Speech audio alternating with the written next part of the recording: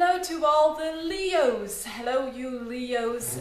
Welcome to your monthly horoscopes for the month of October 2012.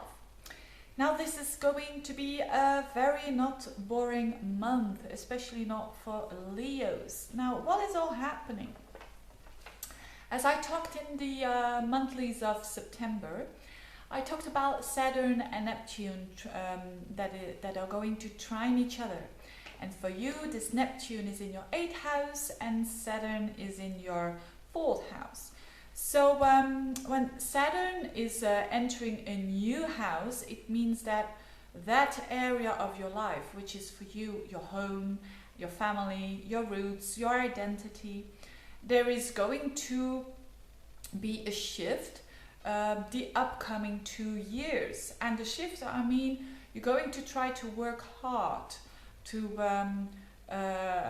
accomplish what you want to accomplish when it considers this 4th house. And as it trines Neptune in the 8th house, it means that you don't have to wait until Saturn's transit has ended. Within 2 years, you're already going to benefit in some kind of way. As from the month of October, that considers also the 8th house stuff, that considers the things that we fear and the things that we want, we will have to transform. So there is these are the water houses, so there's a deep shift going on actually for you. So I'm just counting 4, not in Dutch of course, 4, 5, 6, 7, 8. Yes, I was because sometimes I do count not well enough. But yes, that Neptune in your 8th house is really much all about connecting with your own fears. And you know, you're a Leo. You will try and you will go for it and try to change what has to be changed. But that is all on the background. That is, I'm talking about this is going to go on the next upcoming 2 years. You know, that hard work that you're going to do anyway on yourself. It's like you're going to make the foundations of your own house. That's Saturn in your 4th house. And but it makes it a bit lighter with this Neptune trine. This Neptune that is also trying to show you to connect with awe, and that is good. Now another thing is going on during the middle of the month. During the middle of the month, Mars, which is going to be in your 5th house, is going to oppose Jupiter and square up to Venus. Now what is that all about? It's during the middle of the month. Now Mars in Sagittarius, which is quite bold, you know, the way that we act, is in your 5th house, the house of expression, the house of children, the house of your creativity, the house of sex. It could mean that Mars opposes Jupiter in the 11th in the house of friends. Maybe you're going to have sex with a friend of yours. Not with friends, well, could be with friends, but anyway, it could be the case. And it's affecting your self-worth because Venus, it squares up to Venus in your 2nd house. Now, for other Leos, it may be something totally different.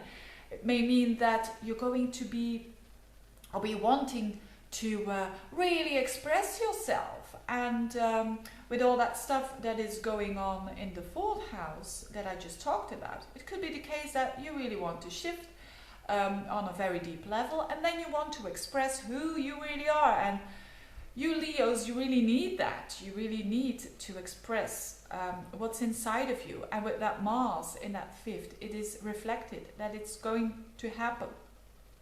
But the only advice I can give is don't go over the top, because that's the aspect of Mars opposing Jupiter. Jupiter is a planet sometimes of exaggeration, so you could just try to overdo yourself a little bit, but that's not all that bad. I don't think it's all that bad. Why? Because whilst this all is happening, there's also a new moon in Libra on the fixed star Spica. The fixed star Spica is all about you'll be fine. That's why I'm saying you'll be all right. So that's basically the most important sentence of this monthly horoscopes. You'll be fine because you've got that new moon in Libra which is in your third house. Again, I'm going to count 1, 2, 3. Yes, third house, which is about your understanding of things and the communication. So it will be fine. It will be okay for you. And the sun is also in that third house. So it's almost like there is going to be an understanding. And that's always nice, isn't it?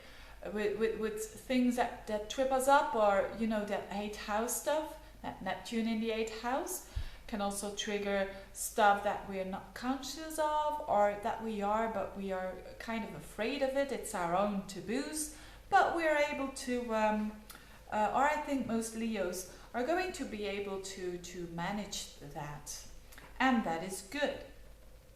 Another thing is that also new beginnings and endings are included when it comes to your 5th and 11th house, because 2 other fixed stars are involved here.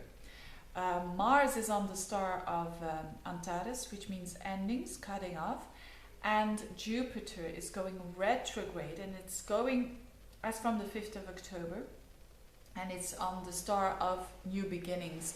So it symbolizes that what is going on there in that expression house and in that house of aspirations on a very long term, or affinity with friends, or being aligned with friends. There is this whole shift going on that has to be made, and you could say that's not an important house, the 5th house and the 11th house, but it is because it involves our long-term goals that we want, and I think that Leos are very good in organizing, or trying to organize what they want to accomplish. So that is a good thing. So I hope you Leos take advantage of all that, and I'm sure you will. And if, of course, this is a general horoscope, if you want me to look at your personal horoscope, get in touch. I'll put a link below, and thank you very much for watching. Wish you all the best for October, and see you next month. Bye bye, Leos.